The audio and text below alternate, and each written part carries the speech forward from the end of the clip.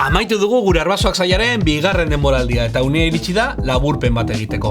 Aurreko denboraldian egin genuen bezala atzeko aurrera. Prest? Bigarren denboraldian uretatik atera ziren gure arrain arbasoetatik primateak sortu ziren arteko tartea landu dugu.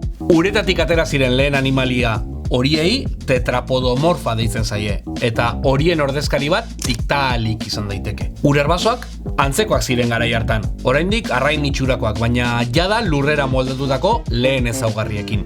29. bideoan lehorrera nola atera ginen ikusi dugu. Ondoren, aipatuko ditugun animalia talde guztiak tetrapodo edo lau hankakoak dira. Tetrapodo guztiek dituzte euren gorputzaren jatorrizko egituran lau gorputza dar, naiz eta batzuek horietako batzuk edo guztiak galdu dituzten bidean. Lehen tetrapodo haiek anfibioen antzekoak ziren, bereizten den lehen talde handia. Anfibioen barruan 3 talde daude. Uandreena, agian gure arbasoekin antza handiena zuena, Ceciliena, nahiko ez ezagun zaiguna, eta Igelena, talderik handiena. Igel esaten dugu, baina apoak ere talde horretakoak dira. Ez dago diferentzia handirik euren artean. Garai hartako gure arbasoak anfibioak ziren ere, 28. bideoan ikusi dugun bezala. Tetrapodoen artean berrikuntza nabarmenena arrautza amniotikoa izan zen. Horrek bereizi zituen anfibioak eta gainontzeko tetrapodoak. Gu barne. Gure arbasoek lortu zuten azal gogorreko arrautzak errutea eta horrela uretatik aldentzeko aukera izan zuten. 25. bideoan hitz egin dugu arrautza amniotikoari buruz. Bideo horretan bertan, 2 amniota talde handien bereizketa eta lehiari buruz hitz egin dizuegu. Talde bat narrastien leinua izan zen, bestea gurea, ugaztunena. Ikus dezagun arreta handiagoz narrastien leinua. Narrastien edo teknikoki sauropsidoen arteko lehen bereizketa handiak 5 talde ekarri zituen.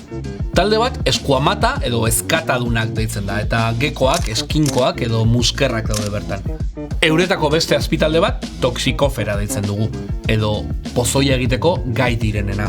Baranoak, kameleoiak, iguanak eta handiena, sugeena. Sugeek euren hankak galdu dituzte, baina tetrapodoak dira oraindik ere. Goiz bereizi zen beste talde bat dordokena izan zen. Dortoken kokapena eztabaida iturri izan da, batzuek oso goiz jartzen dute, baina beste batzuek beranduago egin beharrekoa dela diote. Edonola, guk hasierako bereizketa horretan jarri dugu eskeman. 27. bideoan hitz egin dizuegu dordoken eta erbien inguruan, baita elkarrekin izan genuen arbaso komunari buruz ere. Beste 3 talde falta zaizkigu oraindik narrasti goiztiar haien artean. 2 dinosaurotzat hartu ohi dira, baina ez dira. Itsasoan bizi ziren iktiosauro eta plesiosauroak, bien artean ere talde oso desberdinak zirenak. Eta azken taldeari arkosauro deitu diogu. Arkosauroen baitan 3 talde ditugu. Batak zerua konkistatu zuen, pterosauroak. Horiek ere ez ziren dinosauro, nahiz eta espezie erraldoi batzuk existitu. Bigarren taldea krokodiloena da. Talde ez hain ugaria, baina narrastien artean erraldoiak gaur egun. Eta 3. taldea, hain ezaguna zaigun, dinosauroena da. Dinosauroak mesozoikoan bizi ziren, eta jaun eta jabe izan ziren milioika urtez. 2 talde handi zeuden dinosauroen artean. Ornitizkioak eta saurizkioak. Ornitizkio hitzak hegazti aldaka esan nahi du, eta saurizkio hitzak narrasti aldaka. Baina kontuz, ikusiko dugunez, hegazti aldaka zutenak ez ziren hegaztien arbaso, alderantziz baizik. Ornitizkioak ziren dinosauro famatu ugari. Estegosauroak, ankilosauroak, iguanodon bezalako ornitopodoak, triceratopsa bezalako ceratopsidoak, edo pakizefalosauria taldea. Saurizkioak ziren errerasauroak edo inoiz egondako animalia lurtar handienak, Diplodocus eta Titanosaurus bezalako sauropodoak. Saurizkio ziren, era berean, teropodo guztiak. Eta teropodoen artean zeuden Tyrannosaurus edo Ceratosaurus eta antzeko guztiak. Inoizko harrapakaririk handienak. Teropodoen barnean, Abialae izaneko talde bat sortu zen mesozoikoaren amaieran. Bertan zeuden dromeosauridoak, adibidez Velociraptorra.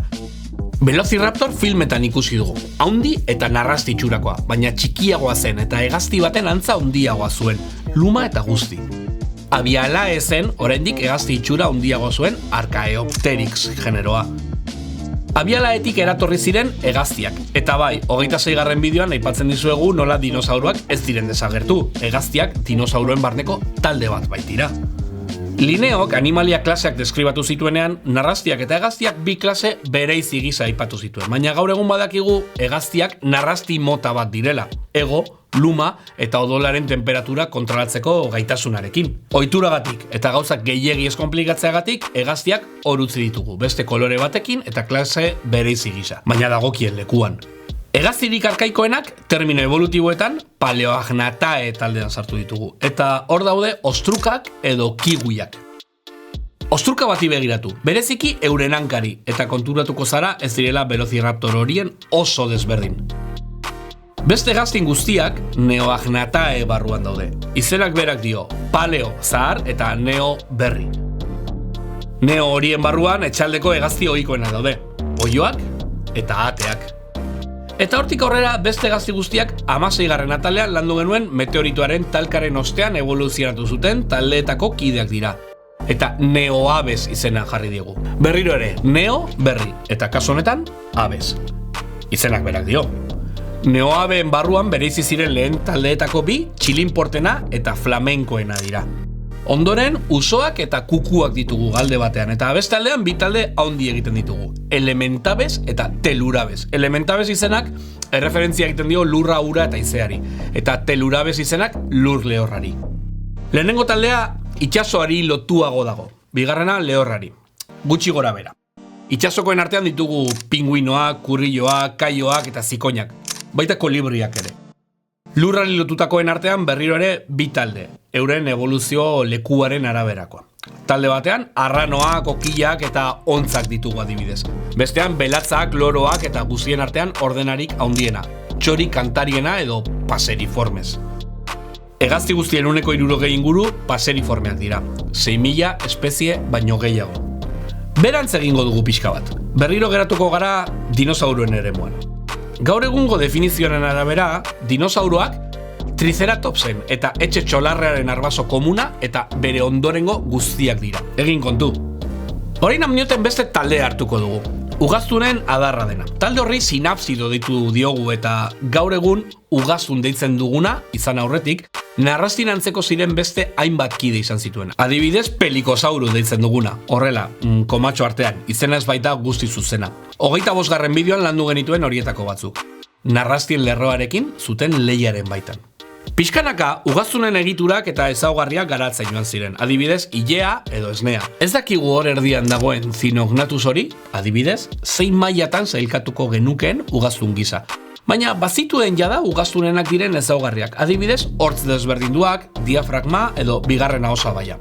Ziurrenik ilea ere izango zuen. Esne ordea ezin dugu jakin. 24. bideoa esnearen garapenari eskaini genion, oraindik hipotesietan murgilduta dagoen gaia. Eta horrela sartuko gara, gaur egun bizirik dauden ugaztunen eremura. Lehenengo bereizketan bi talde egingo ditugu. Alde batean daude, monotremata deitzen ditugunak. Zulo bakarra esan nahi duena. Hor daude ornitorrinkoa edo ekizna, oraindik arrautzak jartzen dituzten ugaztunak. Ornitorrinkoen zentzumen elektriko harrigarriaren inguruan hitz egin genuen 23. bideoan. Beste taldea teria deitzen dugu, piztiak esan nahi duena. Teriaren barruan berriro ere bi talde izango ditugu. Alde batetik ditugu martxupialak, kume oso txikiak jaio ondoren martxupio baten barruan gordetzen dituztenak. 22. bideoan landu genuen taldea, Hego Amerikako Monito del Monte aitzaki hartuta. Amerikan bizi diren beste martxupialak, zarigüeiak eta Caenolestidae ugaztun txikiak dira. Beste guztiak Australian bizi dira, Monito del Monte horren ondorengoak. Hortze daude besteak beste, Dasyuridae familiakoak, adibidez Tasmaniako deabrua edo oso ezezagunak zaizkigun sator martxupialak. Martxupialen artean talderik handiena Diprotodontia da. Talde horren kide dira kanguruak, koalak edo wombatak, baina badira beste familia batzuk ere.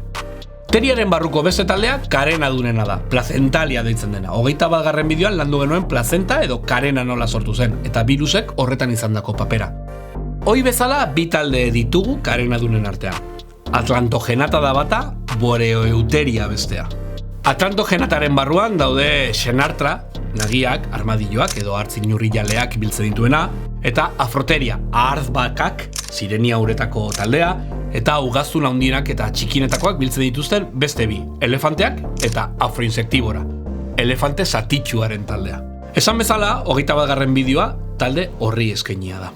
Boreoeuteriaren barruan berriro ere bi talde daude. Handiak direnez, Laurasiateria taldearekin hasiko gara. Beinolako Laurasia kontinentean evoluziatu zuen taldearekin. Bertan dugun lehen bereizketa ezaugarri anatomiko oso zehatzen araberakoa da. Eulipotifla izen bitxiak esan nahi du estean ez dituela itxua deitzen den eremua. Talde horretako kide dira gure arbasoen antza duten zatitsuak, trikuak edo satorrak adibidez. Beste taldeari eskrotifera deitzen diogu, barrabil zorroa dutenak. Primateek ere barrabil zorroa badute, baina taldearen ezaugarri gisa hartzen da. Eta zeintzuk dira talde horretako kideak? Alde batetik saguzarrak ditugu. Bai, mikropteroak, zein handiago diren azeri hegalariak ere. Bestetik talde handi bat egin dugu, ferungulata izenekoa. Bi taldetan banatzen dena, ferae eta ungulata. Feraeren barruan pangolinak ditugu, eta talderik ezagunena, karniboroena. 20. bideoak karniboroei eskaini genien, eta azaldu genuen nola katuek eta txakurrek arbaso komun bat duten, eta nola lortu dugun bi espezie hauek etxekotzea. Karniboroak bi animali horien arabera bereizten ditugu. Katuen forma dutenak, edo feliformia, katu ez gain, kinetak, hienak edo mangostak biltzen ditugu. Txakurren forma dutenak, edo kaniformia, hartzak, fokak, mofetak, mapatxeak eta igarabak, martak eta azkonarrak biltzen dituen familiak ditu barnean. Karnibora biltzen dituen taldea atzean utzita, ungulatuen taldea dugu. Apatxak dituzten animaliak. 19. bideoan sakontzen dugu talde horretan. Gaur egun, apatxik ez duten, baleak aitzaki hartuta. Apatx kopuru bakoitia dutenen taldea, perisodaktiloak, zaldi, tapir eta errinozeroen taldea da. Apatx kopuru bikoitia dutenak, artiodaktiloak, talde konplexuagoa da. Alde batetik ditugu gameluak eta euren aire jamak edo txerri eta basurdeak. Bestetik, hausnarkariak daude, jirafak, oreinak eta bobidoak biltzen dituenak. Bobidoen barruan daude, behiak, hauntzak edo ardiak, etxekotu ditugun ugaztun gehienen taldea da. Eta apatx kopuru bikoitia dutenekin jarraituta, hipopotamoak eta zetazeoak ditugu. Zetazeoen barruan izurden taldea, orkak ere badituena eta baleena ditugu. Horiek nolatan diren ungulatu, 19. bideoan landu genuen, esan bezala. Buelta gaitezen boreoeuteriara une batez. Bertan utzi genuen bigarren taldeari euarkontoglires deitzen diogu, eta bi talde ditu. Batari glires deitu diogu, eta ontsi ez gain karraskari guztiak biltzen ditu, ugaztun talderik haundiena. 18. bideoan landu genuen talde hori, sagu eta arratoiei buruz hitz egiterakoan. Hori ez gain urtsintxak, kapibarak, txintxillak edo kastoreak karraskarien taldekoak dira. Beste bide hartuko badugu, eskandentia eta dermoptera izeneko bi talde batuko zizkigu. 17. bideoaren protagonista azken talde hori da. Dermoptera edo lemur hegalariena. Ez dira primateak, baina planeatzen jaioak dira, eta primate guztien aiderik hurbilena dira. Eta horrela, helduko gara primateen taldera. Baina hori lehenengo denboraldian landu genuenez, laburpen bideo gura ikustera, gonbidatzen zaituztet. Agur erbazoak da, eta ikusgelan zaude. Posterra gustatu bazaizu, Wikipedian eta bideonen deskribapenean duzu lotura. Inprimatu dezakezu, librea baita. Bideo gustatu bazaizu, arpidetu, eman like, eta gutzi iruzkinak.